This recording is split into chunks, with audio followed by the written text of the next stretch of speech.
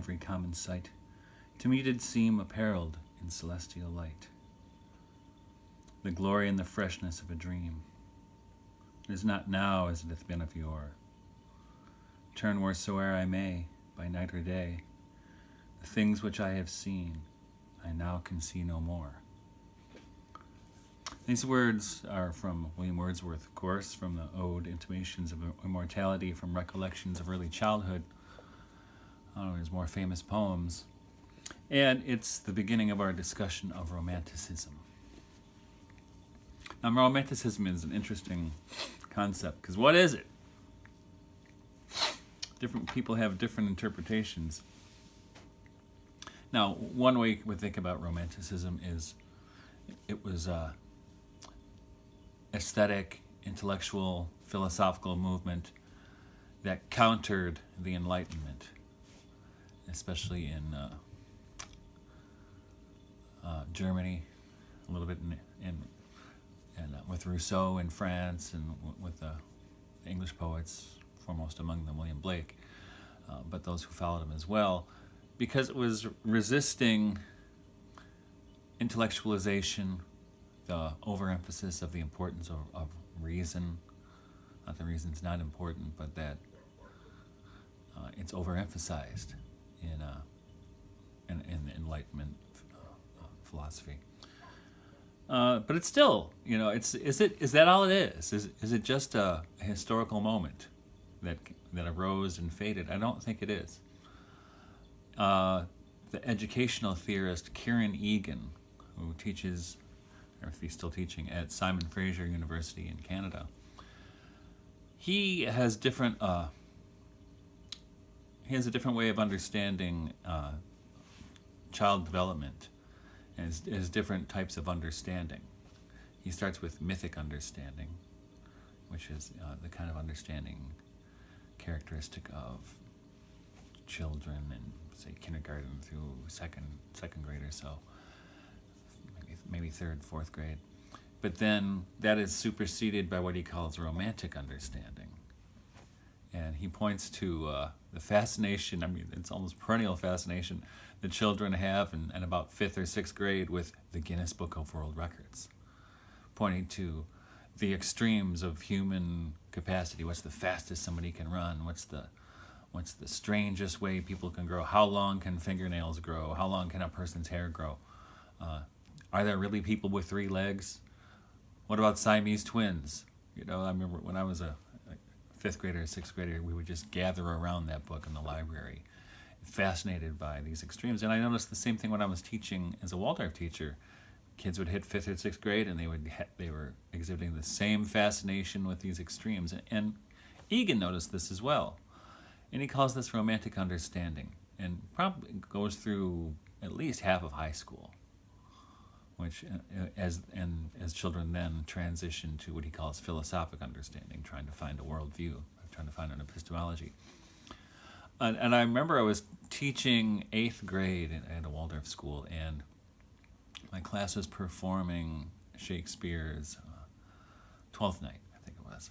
And one of my former students, who was then a junior, senior in high school, came back to be my assistant through this as a community service project.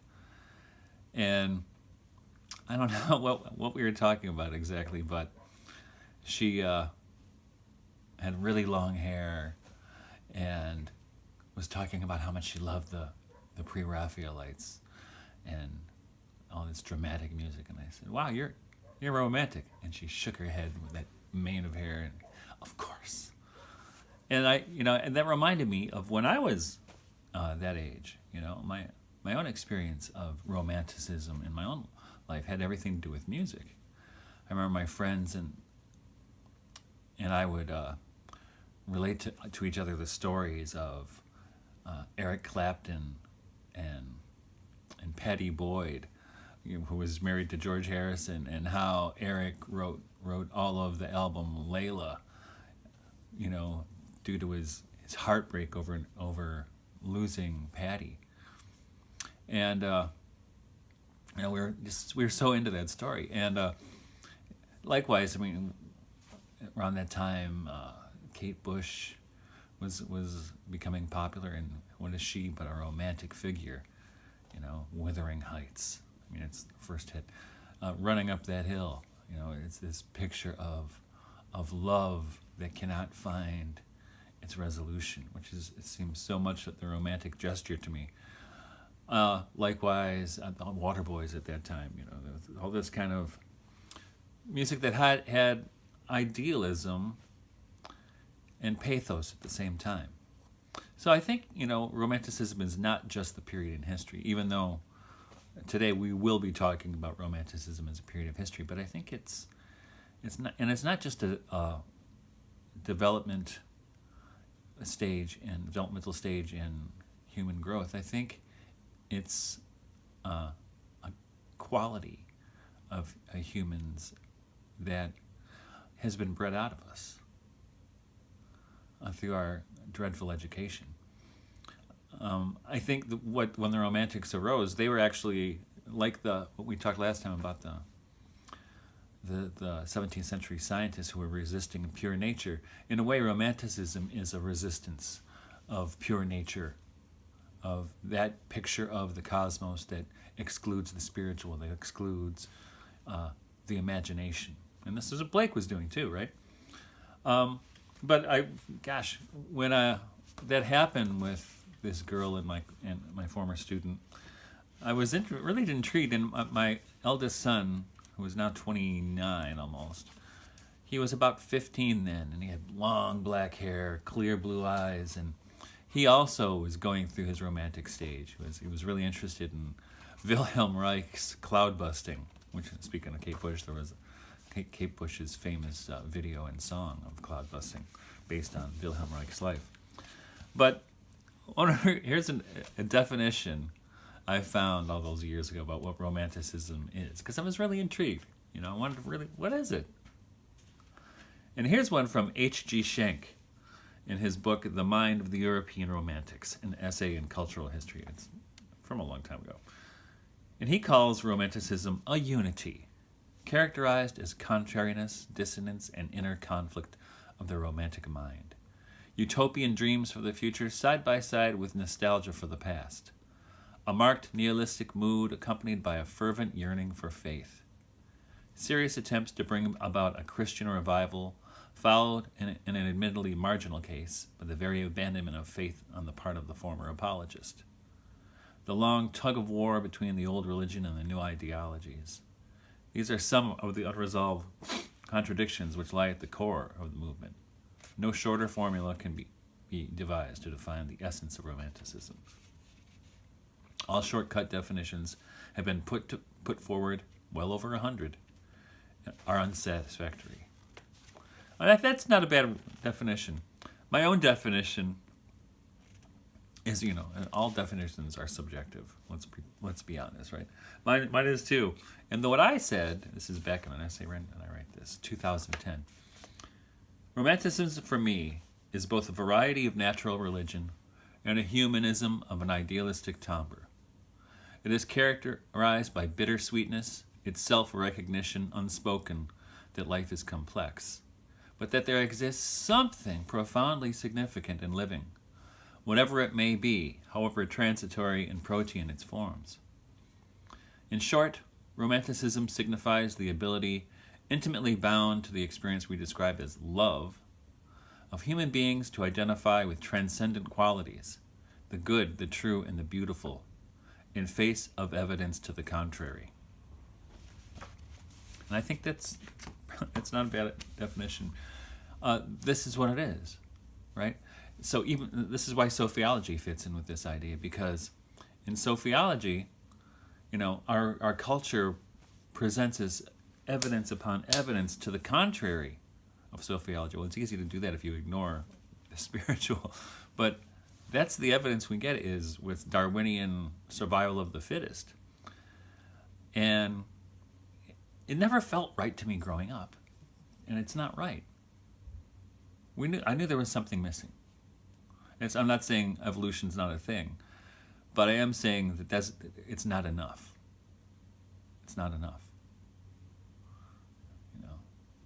So So we turn back to Goethe, and we'll revisit some of his ideas on science. So Goethe, in his scientific work, he was really it was a unified field of science and poetics, or science and aesthetics, that out of that arises a religious mood, and that was actually Goethe's position on things.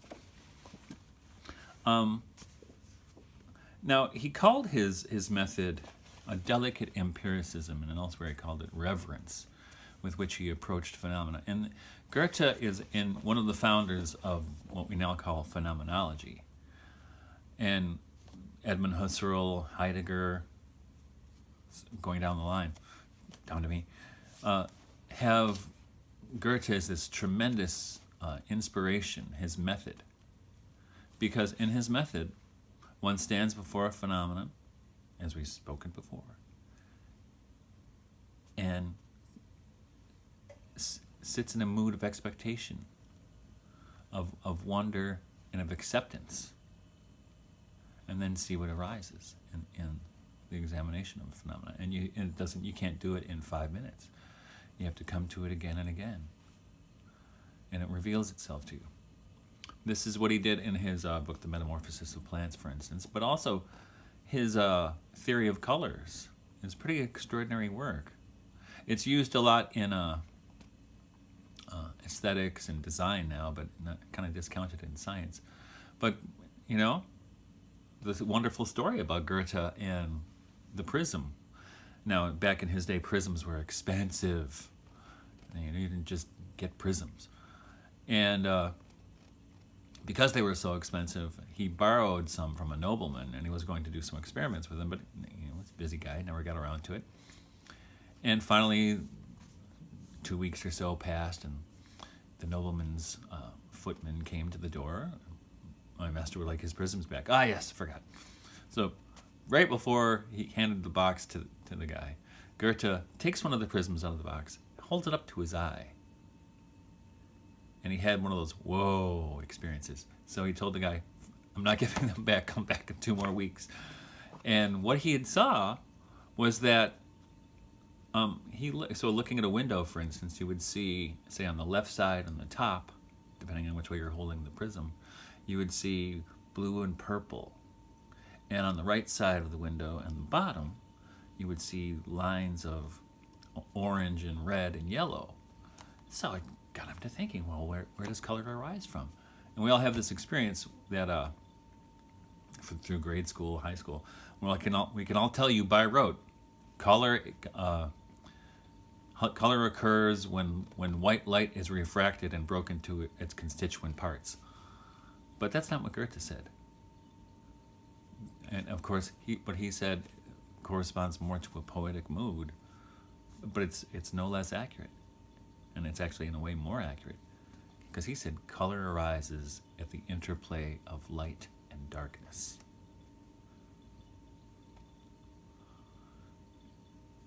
So, I mean, what's more poetic than that? Now,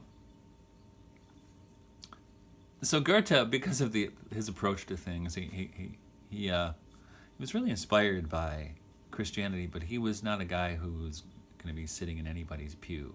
In fact, he described his relationship to religion as that he had a Christianity for his own private use, which I can totally appreciate. Nevertheless, his insights are extraordinarily sophiological because of the connection to phenomenology. But also you can see this in his, what he would call his master literary work, Faust, which he worked on for 60 years or so, 50, 60 years. Didn't finish until months before he died at 81, I think he was 81. Now, at the end of Faust, and unfortunately this book has fallen out of the curriculum in most schools. I haven't talked to one student ever who'd ever been asked to read Faust. Not one in what's that, 17, 18 years of teaching college. Tragedy. But at the end of Faust, now Faust in Goethe, unlike Christopher Marlowe's Faust, where Faust is damned, Goethe couldn't hang with that idea of God damning. So here we go again, as we talked in the Philadelphians, this idea of apokatastasis. So Goethe, who does rotten things to Gretchen, and she ends up dead because of his callousness and selfishness. She comes at the end when Faust is an old man, and to bring him redemption. But she's only, so she's the feminine figure, right? But behind this feminine figure is individuality, who Goethe calls the Mater Dolorosa, right? Or the Mater Gloriosa, sorry, the glorious mother. And as you can tell, I mean, it's the Virgin Mary, but he doesn't use that terminology.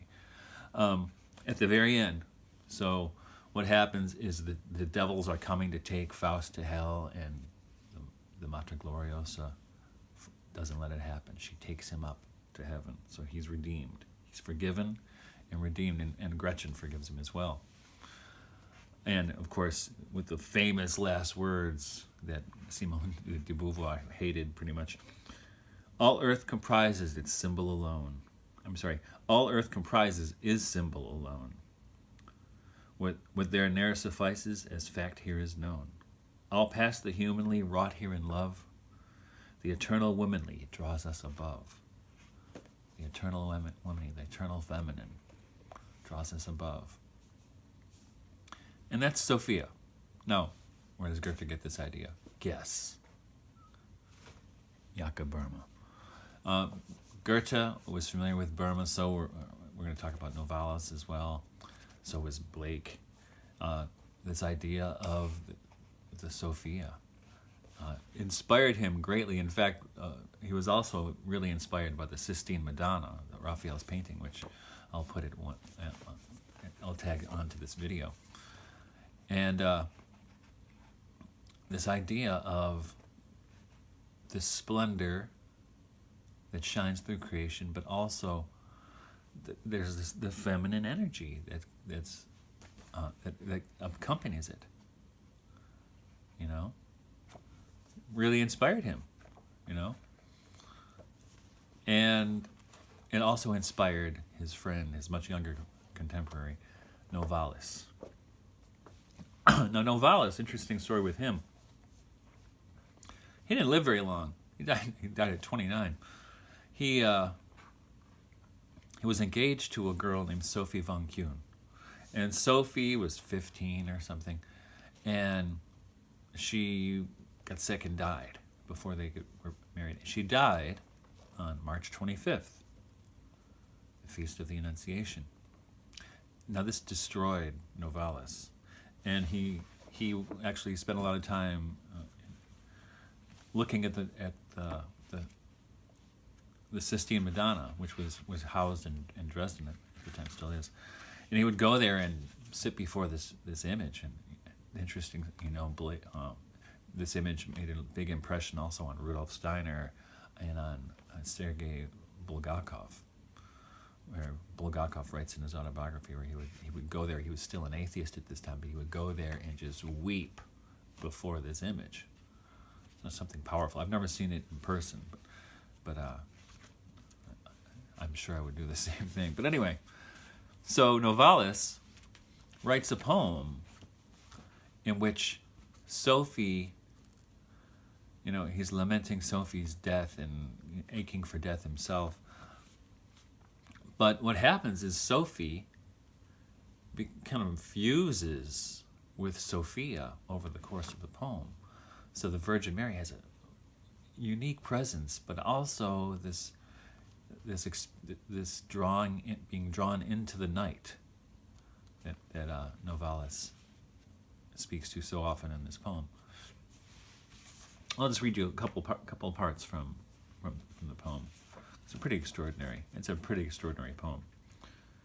And this is from section 4. Now I know when the final morning will be, if the light will no longer frighten away the night in love. if the light will no longer frighten away the night and love. When sleeping will be forever just one unsuspendable dream. I feel heavenly tiredness in myself. Far and exhausting to me this pilgrimage to the holy grave has been, and the cross oppresses. You can see there where Novalis and Christ are fused in a way, and imaginatively. The crystal wave, unnoticeable by common senses, wells up in the mound's dark lap, at the foot where the earthy tide ebbs. Who's ever tasted it? Who's ever stood up on the world's watershed and looked over into the new land, into night's dwelling? Truly such a one won't come back to the world's doings, to the land where light is housed in eternal unrest. And then a little farther on he says, but my secret heart stays true to the night and to creative love, her daughter. Can't you ever show me a heart that stays true forever? Has your sun got friendly eyes to recognize me? Do your stars take my desiring hand and return my tender touch and loving word? Have you decorated them with colors and subtle shapes? Or was it she, love, who gave your jewels a higher, dearer meaning? What heaven, what pleasure does your life offer which outweighs death's delights?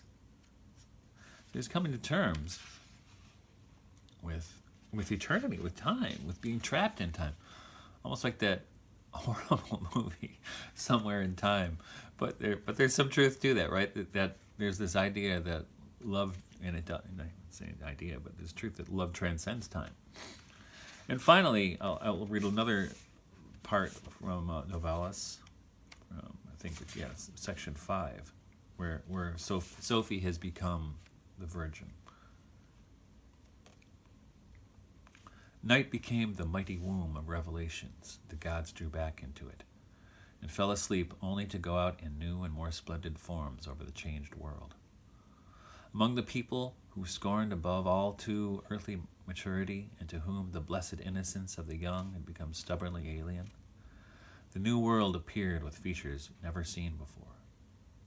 In the poverty of the poetic tabernacle, a son of the first virgin and mother, unending fruit of mysterious embrace.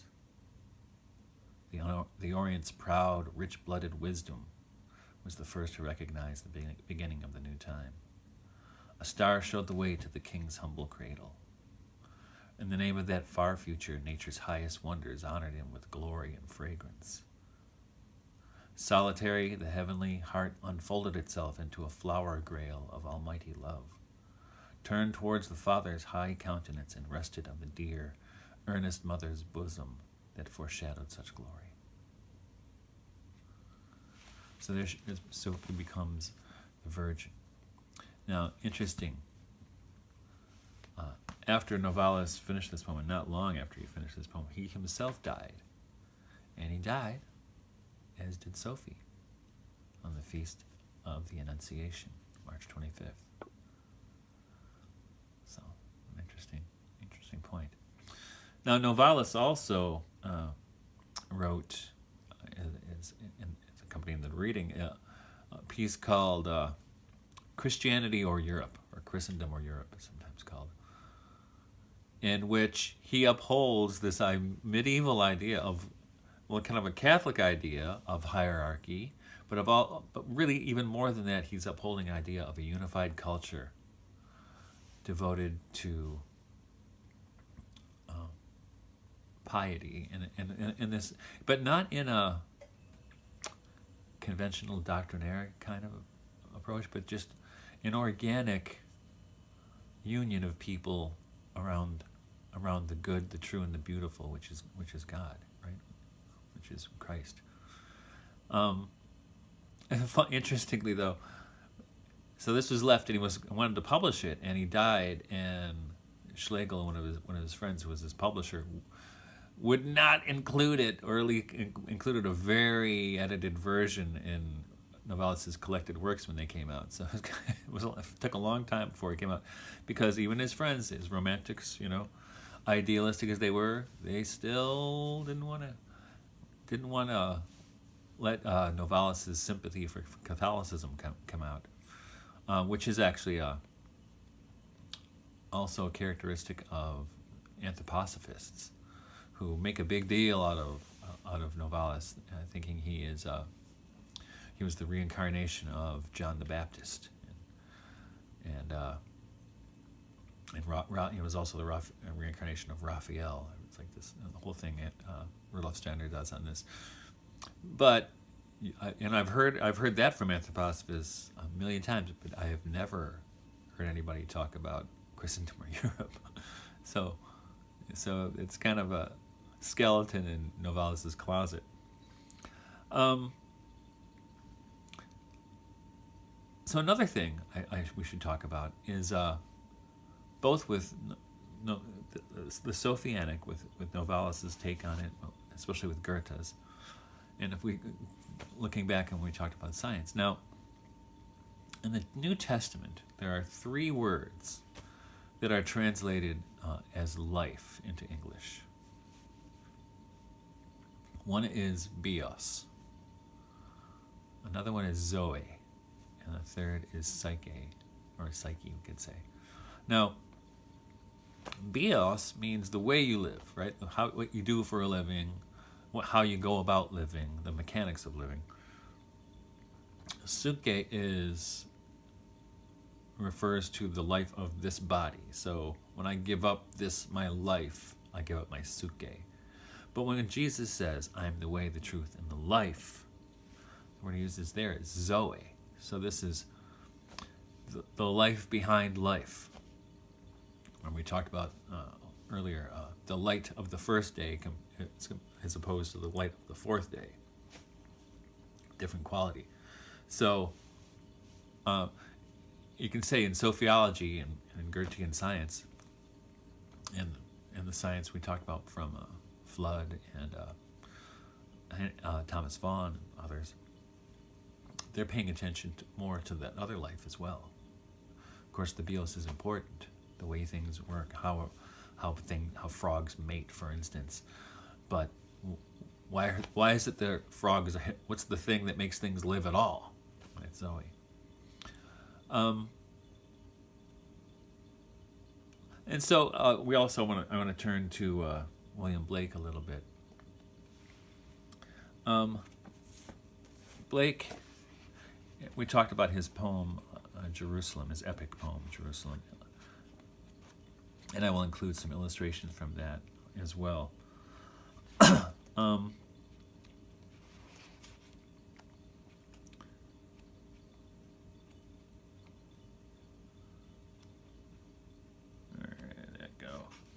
Probably don't have to look it up. I know it pretty well. Now, in Jerusalem,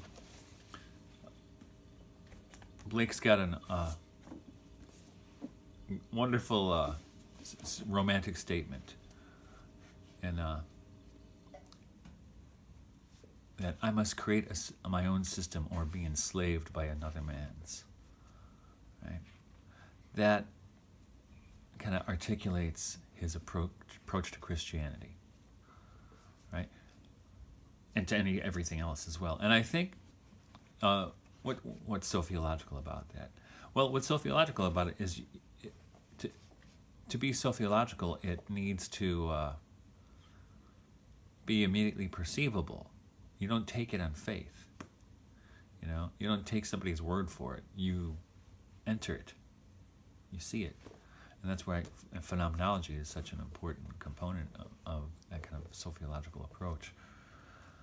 Also, with Blake, in his hymn, Jerusalem, which, it's like the unofficial national anthem of Great Britain, and did those feet in ancient times, which you've all heard.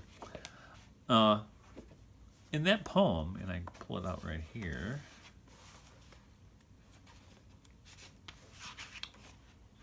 there he is, right there. He's talking the power of the imagination, right? And did those feet in ancient time walk upon England's mountains green? And was the holy Lamb of God on England's pleasant pasture seen? Now he's drawing on myth there, a legend that Joseph of Arimathea brought the Christ child as a young boy to England on a trip. And did the countenance divine shine forth upon our clouded hills? And was Jerusalem builded here among these dark satanic mills? Now, Blake, of course, was writing during the Industrial Revolution when coal-fired power was blackening, in every way, all of the churches and all of the buildings in London where Blake was from. And that's why Blake called them satanic mills. Bring me my bow of burning gold. Bring me my arrows of desire. Bring me my spear, O clouds unfold. Bring me my chariot of fire. I will not cease from mental fight, nor shall my sword sleep in my hand, till we have built Jerusalem and England's green and pleasant land. So I love this, that because, like Sophiology, right? Sophiology, we're looking at the glory of the creation prior to the fall, and the restoration of a new kind of glory at the resurrection, right? The glorified body. And that's exactly what Blake's doing there in that poem. My sword sleep in my hand till we have built Jerusalem, green in England's green and pleasant land. That's what he wants to do, right? And he's saying, and this is what I say as well, don't wait for it to happen. Do it. Live in it now. And if that's Romanticism, then I'm a romantic. Take me down now. Because this is the point, is you can't rely on other people to do it. You can't wait for information from elsewhere. You have to take it up. You have to build it yourself. Right? Doesn't mean start a religion or anything. It means you, going back to St. Paul, right? When he says, we have to live as if. As enslaved, but living as if free. So we too, we're enslaved, but we also have to live as if free, right? We live amongst dark satanic mills, but we have to live as if the New Jerusalem is here. And because if we live as if, then one day the as if will be the is. So that's probably a good place to stop. I would also, of course, we talked about this before, that Blake was also deeply inspired by Yaga Burma. You cannot get away from this guy. And next time, we'll talk about the figure whom Owen Barfield describes as the fulfillment of Romanticism. Romanticism, in my book, I call it the noble failure of Romanticism. And I think that's because Romanticism didn't have a place to hold its romanticism. It was a project of individuals, and so there was no sacramental life that grounded it. So that's my guess. Nevertheless, Romanticism lives on. And as Barfield talks about Rudolf Steiner, you can see, Steiner started from German idealism, and it was very much a romantic project, but he made it happen. We'll talk about that next time. So until then, just remember this.